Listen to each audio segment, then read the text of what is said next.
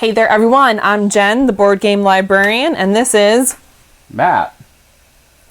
the Dice Chucker. No, it's the Dice Chucker. And together we are the Literary Gamers. So what we're going to be doing here is, as you can see, we have a ton of board games behind us. There's even a ton of board games over there.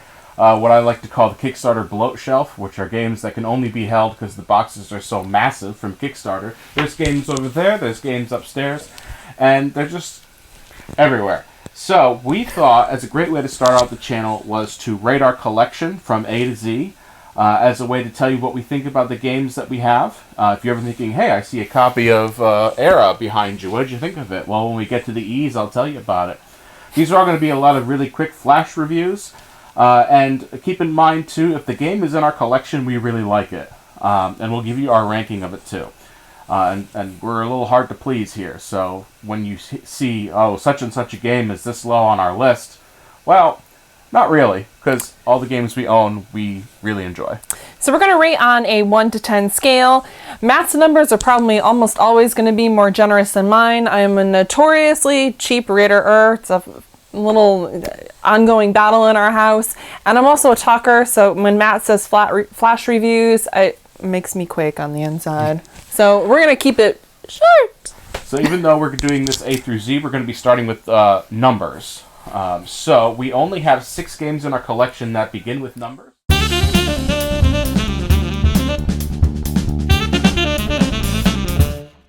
And number 6 is 13 Dead End Drive. We rate this game a 7 out of 10, and that is, yes, mainly because of the nostalgia.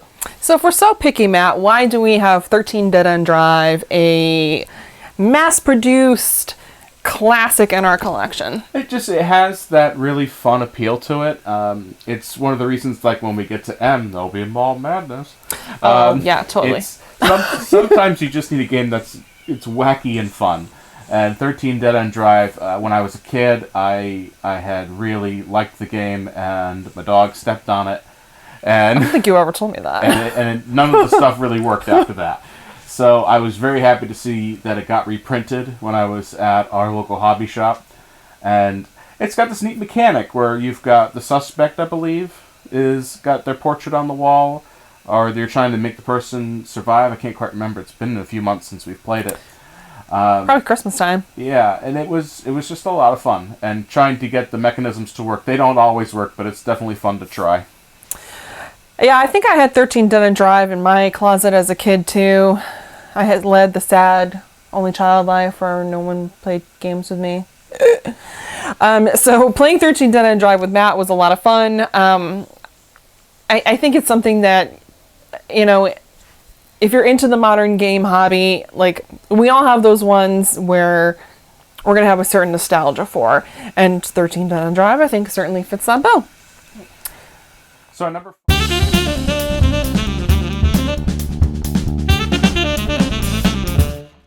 So number 5 out of 6 here is a game called 5211. We rate this a 7.75.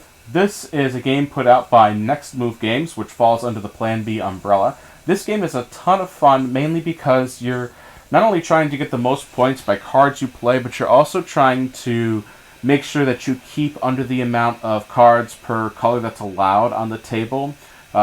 Hands can bust if there's too many cards with lizards on them, or the exact amount. The lizards score, they're all worth 0. And this is just a really great game.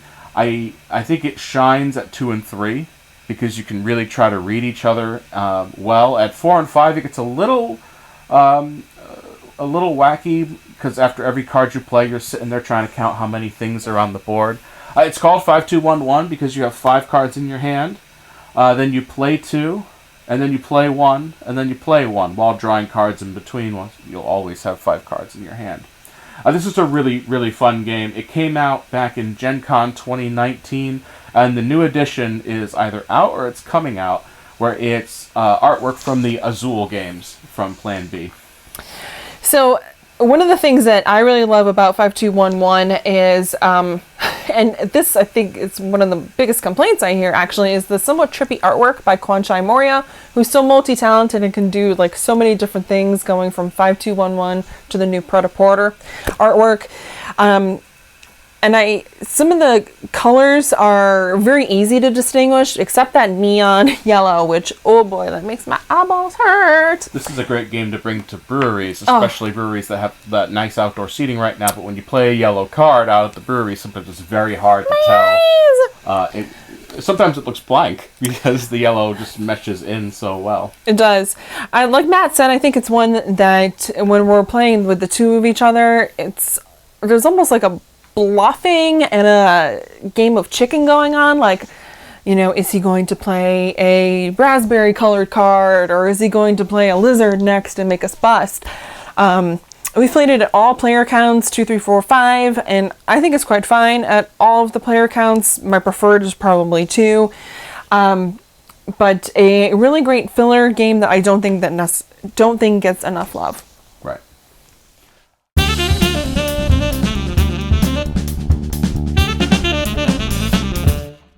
Our number 4 is one of the first games we got in our modern gaming collection when we really started exploring the genre, which was 1775 Rebellion. It gets an 8 out of 10 from us. This is from Academy Games. It is exactly what it sounds like. It's a game about the American Revolution. And they have really created this fantastic system of gaming where you've got reinforcements coming in at all times, and you've got don't know whose turn it's going to be. You're pulling cubes from a bag for color of the player that's going on, and everyone has their own cards. And you really do get the feeling that you're playing throughout the American Revolution, and probably better than any of the other American Revolution games that have tried, at least for me. It's very simple. It doesn't get bogged down in a lot of the big, heavy details. I'd say so. So one of our cats is down over here. That's why I'm making all sounds. 1775, yes, I think. So Academy Games does a really great job at providing historically accurate. Oh, he's our baby who's going to knock our paper over. He's totally going to do that. Yes, he is. I know you. At providing historically well-researched games. 1775 could be played as either a 2 or a 4-player game. I've done it at 4. Don't like it at 4. Games like this, to me, that are meant to be 2 players should never be team games. That's just my opinion, and we'll probably bring that up later with another one. 1775, I think, is really easy to play. You use your cards, you roll your dice, and kind of you get what you get of sorts. I make the mistake almost every single time of trying to take over New Jersey. What is it with New Jersey? I can't ever win because of New Jersey. But I think it really encapsulates the American Revolution in a 2-hour experience, wouldn't you say? Absolutely. Academy Games has done a really great job by taking a genre so many people are afraid of. I feel like a lot of war games kind of get a bad rap because they tend to be so tricky to get into. In 1775, the system they've gotten with that has just been fantastic. And it's every time I've shown it to somebody who I've seen in the store and I've had it with me, they're like, I don't know, a historic game. And I'm like, no, trust me, this is going to be a good time. It's also supper time, so that's why he's being annoying. Sorry about that, folks. We also should have mentioned there's going to be a dose of cats probably in every single video. So we hope you like cats.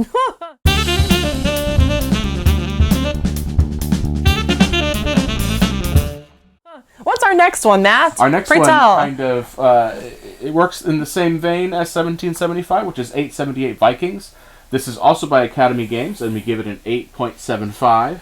So a pretty big jump there. Yes. We went from a B to a B+, as you would often say. So 878 Vikings works on the same kind of system as 1775, but more on the European scale. This game focuses on the Viking invasion of England during the reign of King Alfred. In fact, Alfred is a playable piece halfway through the game.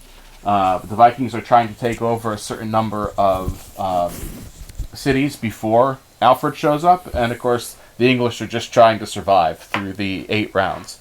The one thing this introduces that's different are leaders. Leaders come in, and their armies are basically on their cards, and you can kind of spread them out as you move along, or just choose to rush through the English countryside with your giant Viking horde. So it really is a horde sometimes. So this is like the spiritual successor to 1775. If you've played any of their games, this to me is probably the most complex because it adds in the leader mechanism. But I don't think it's too much that it's overwhelming. So when you are the English player, you are just desperately trying to hold on and stay and fight off those nasty, nasty Vikings. There are some pretty nasty English cards too, where you can take off the Viking pieces and you convert them into English pieces, depending on where they are at the time. So you can tell who's played the English more and who's played the Vikings more, right? I think artwork and graphic design of this are really great. My complaint for this one in particular is the board that comes with E78 in the box. Tiny. It's super tiny. And when we talk about like a Viking horde coming on the board, it's a little horde. And they're the what millimeter? Really, I would say they're 15 millimeter size minis. So, especially when you have cats, keep an eye and make sure that they don't run off with them. Yeah, I'm talking about you. So we purchased the map. I don't know if Academy has that available on their website, but it was a pretty good investment. And I think we've never played without it. So this is another one that could be done as a team game. I've taught it at the library that I work at and we ended up with 4 players and it worked out okay as a team game, but I'm not sure that would be my preferred player choice. This really is a game that's best of 2 players. And in fact, a lot of the games we have here on our list for the numbers are really 2-player games. And you'll see what I mean by our next number.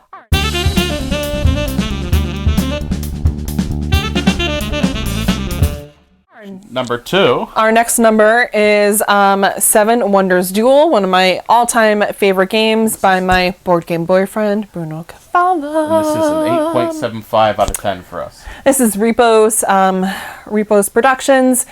So neither one of us are fans of 7 Wonders. We should say that too.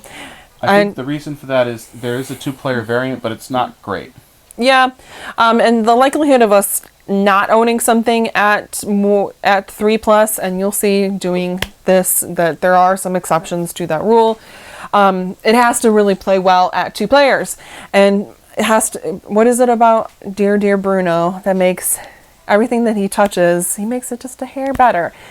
There's this great puzzly aspect to this, where you have the cards that you want to unveil some of them because they might be good, but you also want to be careful because if you unveil a card that's good for your opponent, you have to hope that they're not going to take that from you. I mean, it's that lovely way of, do I trash this card to get money? Do I build the wonder now with this card when I could really use it, but nothing else on the board is usable for me at this time? It's really got that crunchy game that Bruno has basically had his hand in it at some point. He's touched it. There's often that moment when I take a card and I reveal the next one that I give Matt the side eye, like, please don't take that. Please don't take this one. Please don't take this one. It's called Duel, so I'm going to take it from you. It is. I do enjoy playing this with the expansion. I'm not sure that we will play it without the expansion with the God powers. Yeah. It does add some variability to the game, and artwork on the gods is really outstanding. Since this is one of our first videos, I will mention, if you ever notice that we either go blurry or get knocked at an angle, it's because the cats have decided they don't like where we put the camera. Yeah, the other one, the Ginger Jerk, was just poking in the lighting equipment bag, so if I get up quickly, you know where I've gone.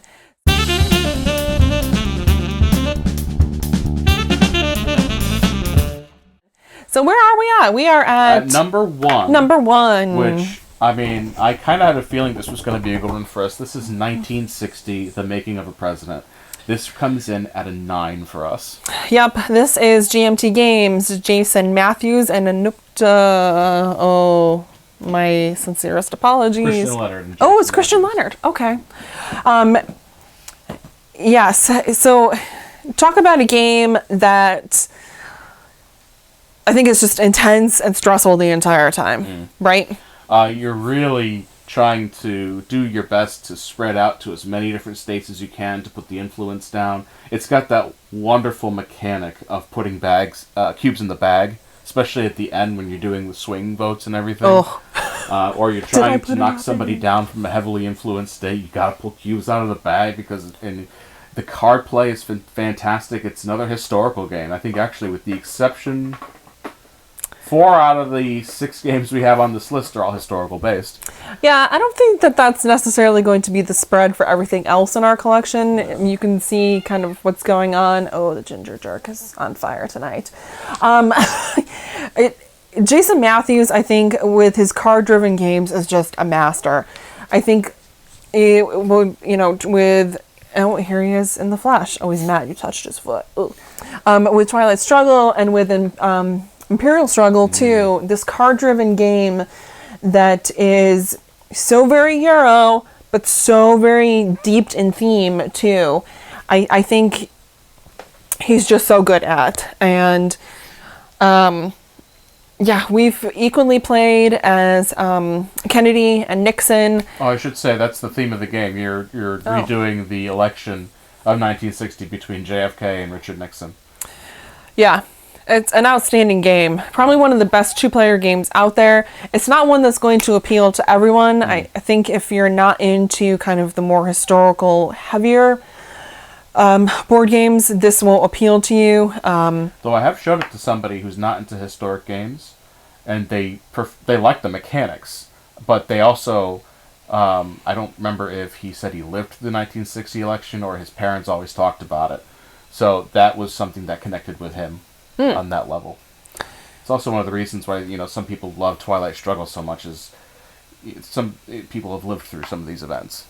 Yeah, and I think anytime you can simulate things you've experienced or lived through, maybe makes it a little more real and personal too, and you're able to connect to it better.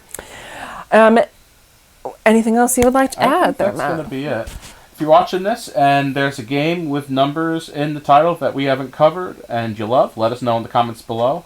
As a side note, we have played an 18xx game. We just don't own 18xx games because most of them play best at 3 players and up, and we really are a 2-player game household. But you will see train games on the list. Don't worry about that. That is true. That is true. If there are any games with numbers in the title that you think we missed or we should play, let us know. We're always up to doing a recorded playthrough. Oh, he's throwing down the gauntlet now. Recorded playthrough. Something we've never done before. Yes, we'll do a recorded playthrough. All right, that is all for this. I'm Jen, the board game librarian. I'm Matt, the dice chucker. Together we are the literary gamers. And we'll see you next time to rank our collection with the letter A. See you next time, everybody.